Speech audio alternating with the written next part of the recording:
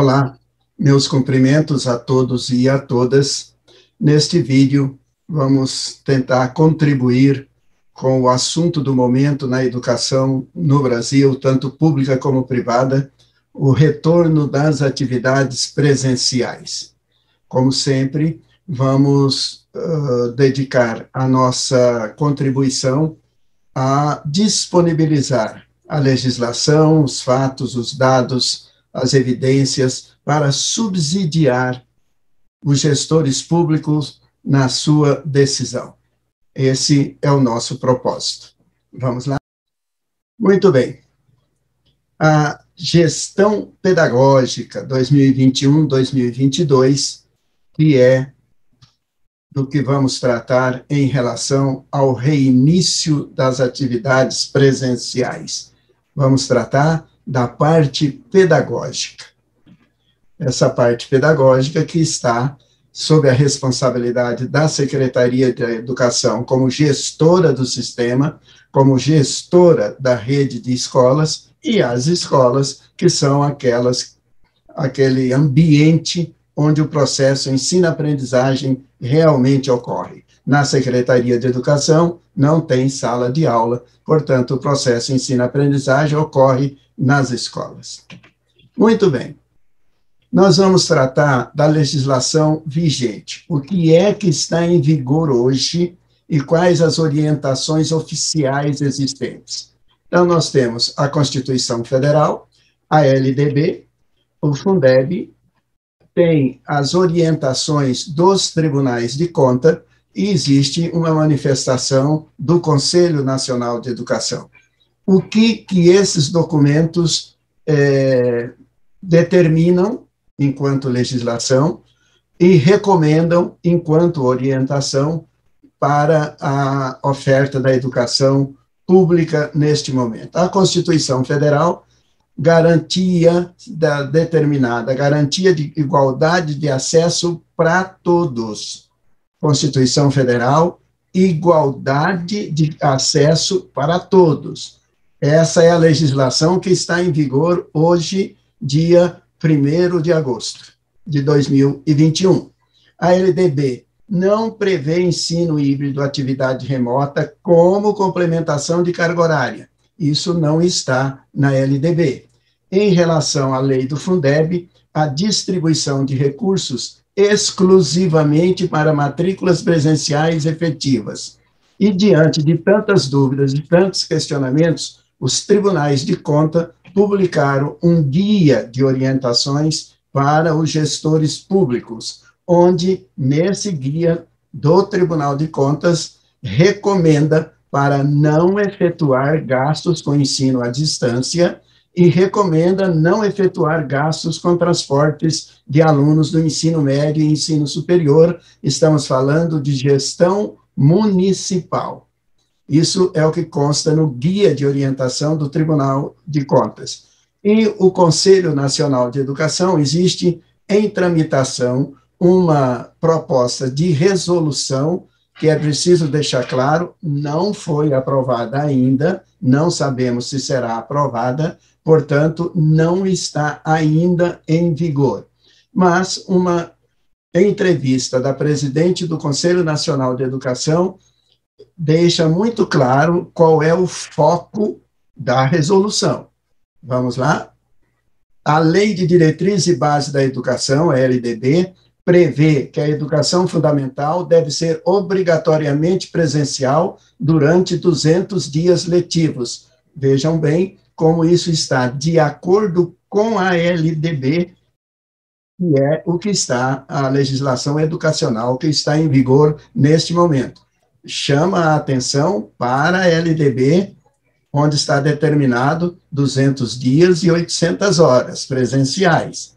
Continuando, na pandemia, temos uma excepcionalidade que, no caso de 2020, foi regulamentada pela Lei 14.040 e por uma resolução do Conselho Nacional de Educação, prevendo que as aulas pudessem ser remotas, ou seja, chamando a atenção que, em 2020, havia a Lei 14.040, que previa que as aulas pudessem ser remotas. Em 2021, o Conselho terá nova resolução, que ainda não foi aprovada, para regulamentar a educação no período de contágio, permitindo atividades remotas complementando as presenciais. Vejam a grande diferença.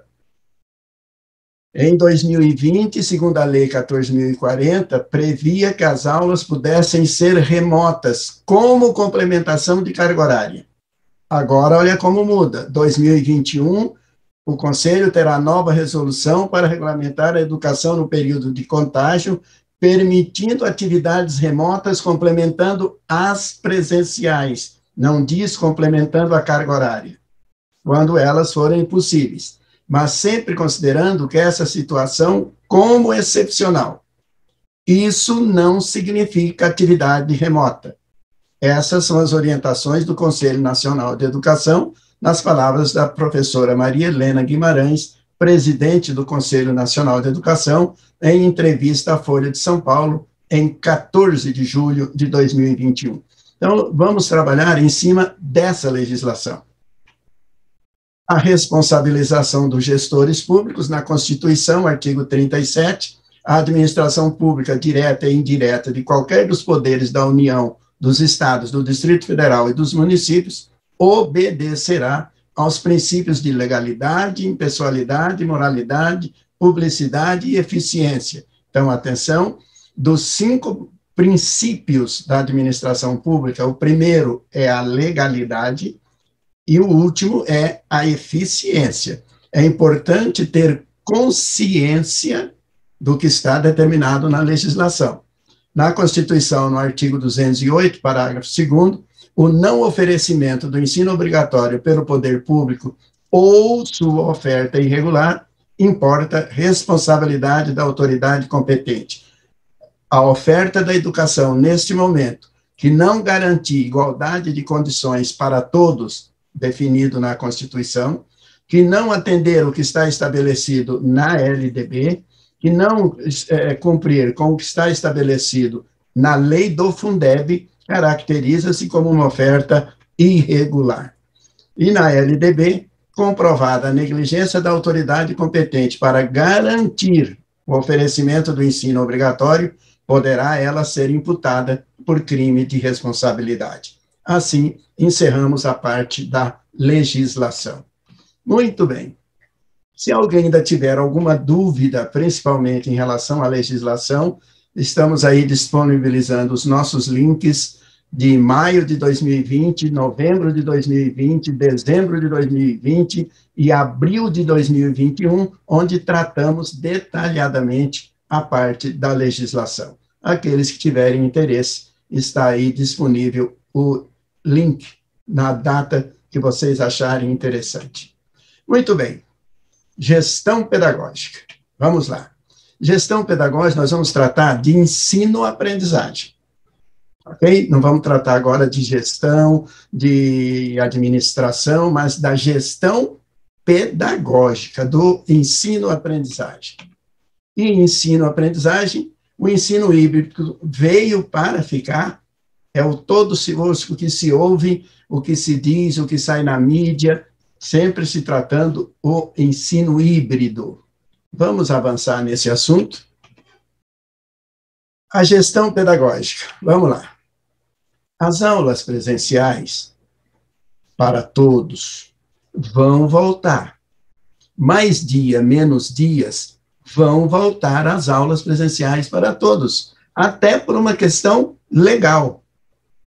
Então, onde fica como fica o ensino híbrido dentro dos dispositivos legais que hoje estão em vigor, onde, pela LDB, não existe previsão de ensino híbrido como complementação de carga horária.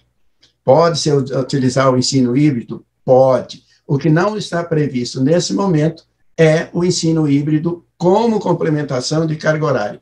E as aulas presenciais vão voltar. Muito bem. É preciso ter coragem para olhar o passado, como era a educação antes da pandemia. É preciso ter compromisso para ver o presente. E é preciso ter responsabilidade para enxergar o futuro. Eu, no meu ponto de vista, por um motivo muito triste, por um motivo muito doloroso, muito sofrido para todos, mas talvez a educação esteja deixando passar o grande momento para ser revista, revisada, avaliada e dar um novo rumo. Muito bem. É preciso ter coragem para olhar o passado. Como foi a educação no Brasil até 2019? E aqui nós vamos tratar de dados. Até 2019. Qual era a realidade da educação no Brasil, portanto, antes da pandemia? Acompanhem. 31 anos após a promulgação da Constituição Federal, 26 anos após a criação do PDDE, 23 anos após a aprovação da LDB, 23 anos após a criação do Fundef, 13 anos após a criação do Fundeb, 12 anos após a criação das metas do IDEB, 6 anos após a aprovação do Plano Nacional de Educação, 5 anos após a aprovação dos planos estaduais e municipais de educação, 25 documentos curriculares publicados, 27 programas complementares implementados. E quais foram os resultados? Alunos terminam o ensino fundamental sabendo 30% dos conteúdos previstos. Alunos terminam o ensino médio sabendo 20% dos conteúdos. Mais de 5 milhões de jovens abandonaram a escola. 80% das vagas das universidades federais ocupadas por alunos oriundos da rede privada.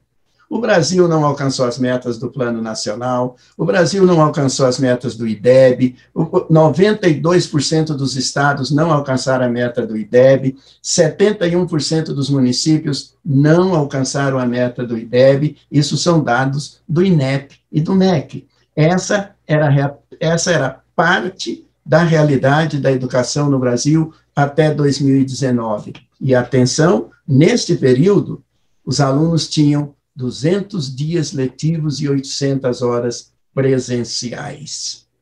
Esse é o passado. É preciso ter coragem para olhar o passado. Vejam essa imagem. Em julho do ano passado, julho de 2020, uma alta autoridade educacional no Brasil, em julho de 2020, disse essa frase na televisão: a pandemia escancarou o tamanho do abismo da desigualdade educacional e social no Brasil. O que isso quer dizer? Não é apenas uma frase. A pandemia escancarou o tamanho do abismo. Se escancarou, eu estou entendendo que nós não tínhamos ideia do tamanho que era o abismo da desigualdade educacional e social no Brasil. Essa é uma frase de uma liderança nacional. É muito forte. O que essa frase quer dizer não é apenas uma fala. O que reflete essa realidade da desigualdade educacional e social no Brasil. É preciso ter compromisso para ver o presente.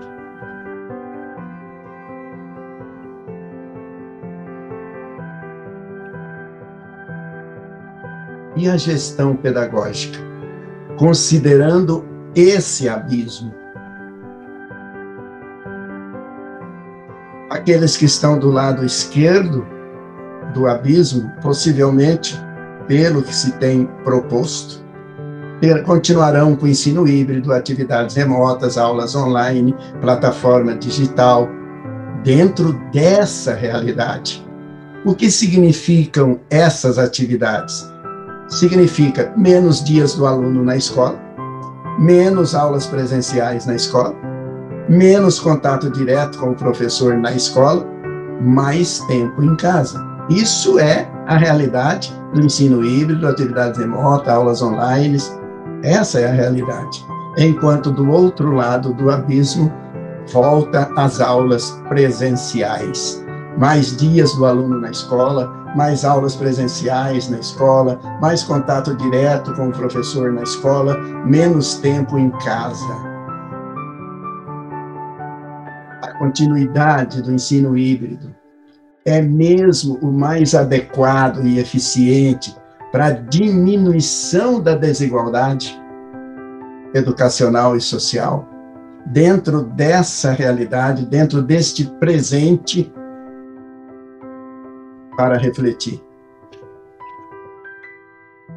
Como está sendo no nosso presente? Como os professores trabalharam?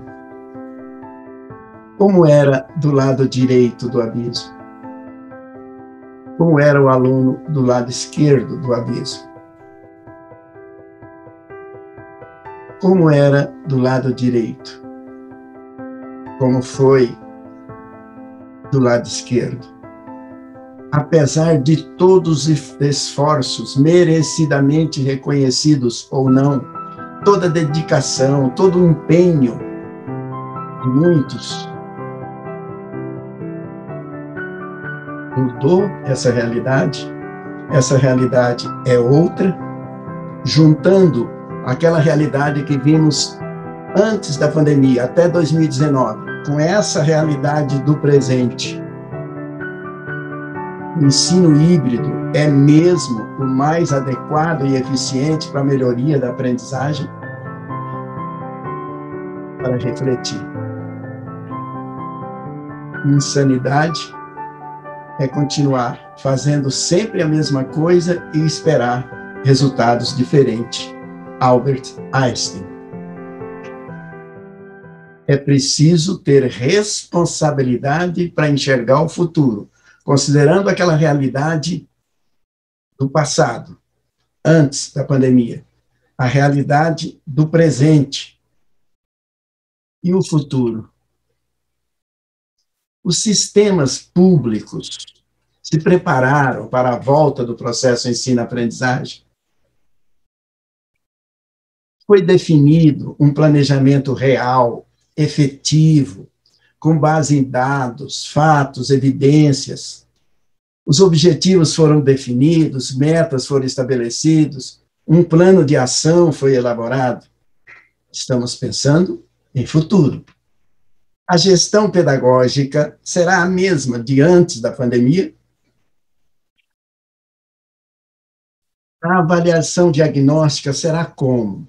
Presencial para todos da mesma série ano? Qual é a eficiência? E aí, professores, profissionais da educação, gestores das escolas? A avaliação para ser diagnóstica, hoje são 10 alunos, amanhã são outros 10, depois mais outros 10. Qual é a efetividade dessa avaliação? Todos fazendo a mesma prova, a mesma avaliação, em dias diferentes, em momentos diferentes, alunos da mesma série. Qual é a eficiência, a eficácia dessa avaliação? Não basta fazer avaliação por fazer, não é fazer uma prova para os alunos, é fazer uma avaliação diagnóstica de em qual situação pedagógica, como está a aprendizagem do aluno no momento do retorno das aulas presenciais. Começar o ensino-aprendizagem por onde? Como? Quando? Sem ter uma avaliação diagnóstica efetiva. Como vai se planejar? Como vai se entrar nos conteúdos, nos objetivos de aprendizagem da BNCC? A BNCC foi aprovada em 2017 para ser implementada justamente em 2020.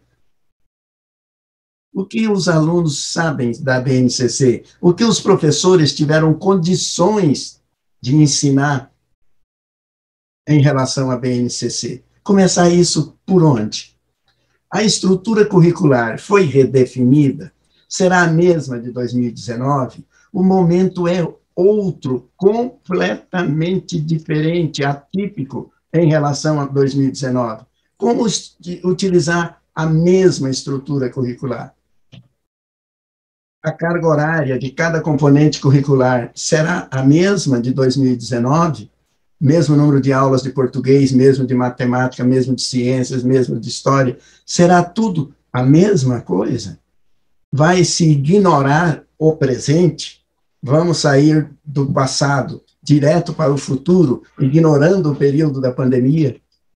O horário escolar continuará o mesmo? Os professores foram capacitados para o reinício das atividades presenciais? A estrutura física das escolas foram adequadas para o ensino presencial? Tudo isso se resume a uma palavra: planejamento. Mas planejamento, me permitam contribuir, não é elaboração de documentos, não é preenchimento de formulários, não é, elaboração de teses, não é elaboração de normas. Só existe planejamento, me permitam contribuir, se nós soubermos o que nós queremos para o futuro. Se eu não sei o que eu quero, qualquer caminho serve. E também posso chegar em qualquer lugar, mesmo aquele que eu não gostaria de chegar. É preciso definir os objetivos, as metas, os planos de ação, mas insisto, por ter vivenciado isso durante muito tempo, planejamento não é construção de documento. Muitas vezes se tem como objetivo elaborar o planejamento. O papel aceita tudo, é preciso ter clareza do que se quer, onde se quer chegar, quando se quer chegar, como se vai chegar. Senão, me desculpem, não é planejamento. Iniciar um novo caminho assusta, mas depois de um tempo percebemos que era mais perigoso permanecer parado. Essa é a nossa contribuição. Espero ter ajudado, espero ter contribuído e continuo daquela firme convicção de que é possível, sim, ter uma educação pública de qualidade para todos. E insisto na minha primeira frase do vídeo. Os senhores gestores, profissionais da educação, todos os professores, as aulas presenciais vão voltar para todos. Em vez de ficar discutindo, me permitam como contribuição, que dia vai começar, é muito mais importante e efetivo nesse momento como vamos começar e onde queremos chegar. Espero ter colaborado e agradeço a todos pela atenção. Muito obrigado.